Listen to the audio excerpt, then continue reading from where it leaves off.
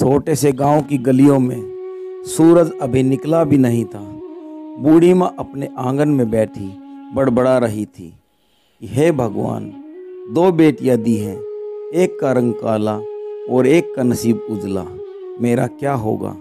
काली सांवली रंगत की मगर मन उतना ही उजला, जैसे सुबह की धूप सुबह से शाम तक काम में जुटी रहती। चूल्हा, पानी, भैंस का चारा, सब कुछ।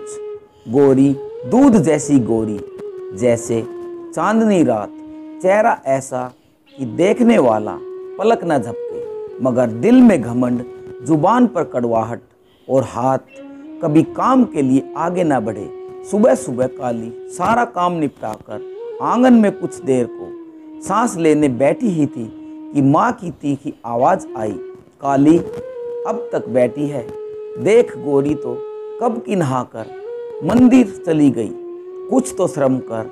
माँ सुबह से चूल्हा जलाया, रोटियां बनाई, भैंसों को चारा दिया, बस जरा सी देर बैठी तो थी। बस बहाने ही बहाने गोरी को देख कितनी चमक रही है, तू तो अपने बाप पर गई है।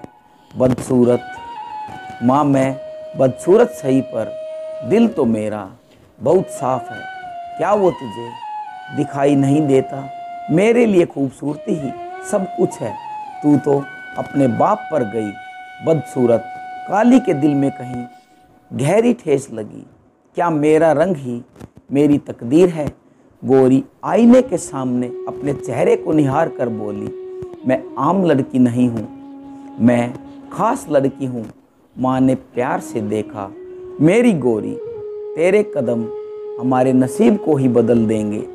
काली ने दिल ही दिल में कहा, मेरा नसीब बदलने वाला कोई नहीं है क्या।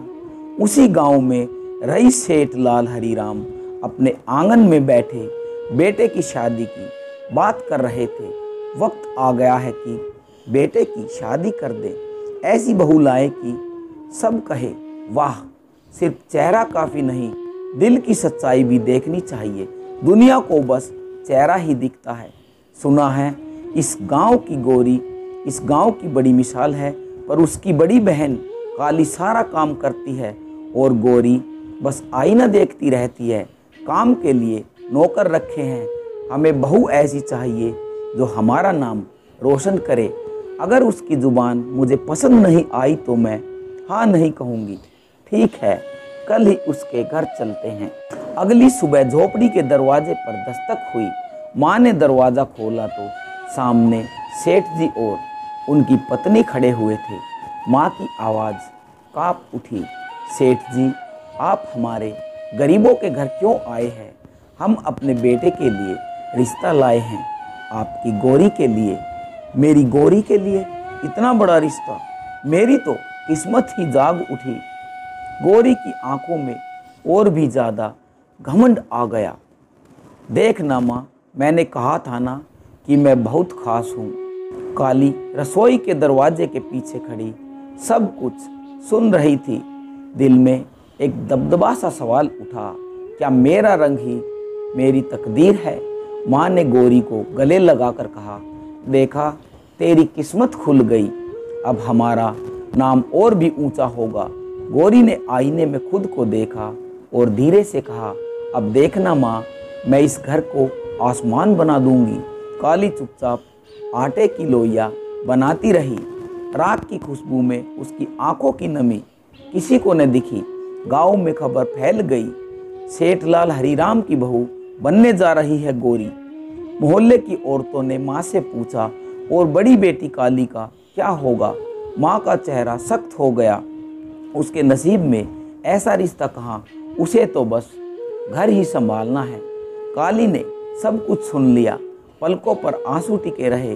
दिल से आवाज़ें आई, ए एलिया, मेरे नसीब में क्या यही लिखा है। फिर सेठ जी दोबारा आए। माँ ने खुशी से कहा, सेठ जी, आपकी मर्जी, हमारे सिर आंखों पर। सेठ जी ने कहा, हम चाहते हैं कि अगले हफ्ते सादगी से सगाई कर ले। माँ ने कहा, जैसे आप चाहें। गोरी के चेहरे पर घमंड की चमक थी। माँ, अब देखना, मैं सबको हैरान कर दूंगी। काली ने दिल ही दिल में सोचा, शायद मेरा मुक्तर बस खाली तमाशा देखना है। गोरी लाल जोड़ा पहनकर सोने के गहनों में सजी खड़ी थी। माँ ने मोहल्ले की औरतों से कहा, मेरी गोरी देखो। किस्मत उसके कदमों में ही आ गई। काली ने दूर खड़े खड़े सोचा, मेरी मेहनत, मेरी कुर्बानी किसी को दिखी तक भी नहीं।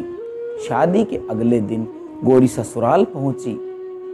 सास लक्ष्मी देवी ने प्यार से उसे कहा, बेटी आज पहली सुबह है, देवी के सामने दीपक जला दो। गोरी ने मुंह फेरते हुए कहा, मैं थक गई हूँ, मुझे तो बस आराम करना है। सास चुप रही, पर दिल में एक डर सा बैठ गया, यह कैसी बहू है। दिन गुजरने लगे। गोरी देर तक सोती रहती, नौकरों पर चिल्लाती, सास को जवाब देती, पति से भी कम बातें करती। लक्ष्मी देवी ने अपने पति से कहा, यह वो गोरी नहीं जिसकी तारीफें आपने सुनी थी। इसके दिल में प्यार नहीं, इसके दिल में केवल घमंड है।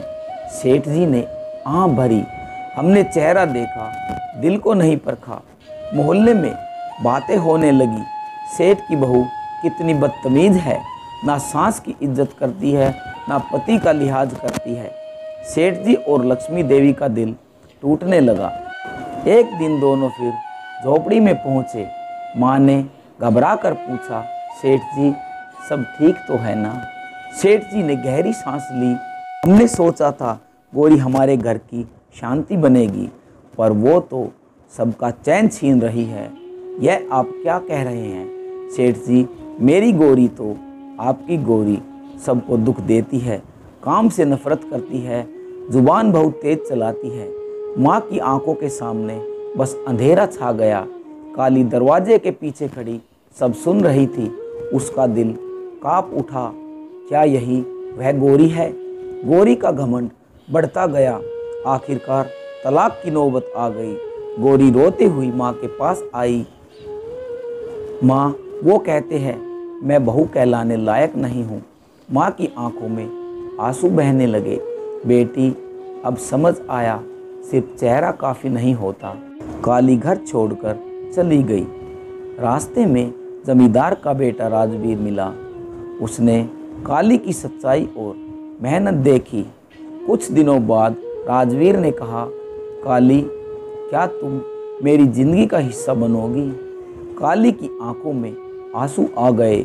मैं बदसूरत हूँ, लेकिन तुम्हारा दिल सबसे खूबसूरत है। काली जमींदार के घर की बहू बनी। उसे प्यार और इज्जत मिली। गोरी पछताती रही। माँ ने धीरे से कहा, असली खूबसूरती दिल की होती है, चेहरे की कोई खूबसूरती नहीं होती। काली ने सबको माफ़ कर दिया, क्योंकि असली खूबसूरती बदले में नहीं, माफ़ी में होती है।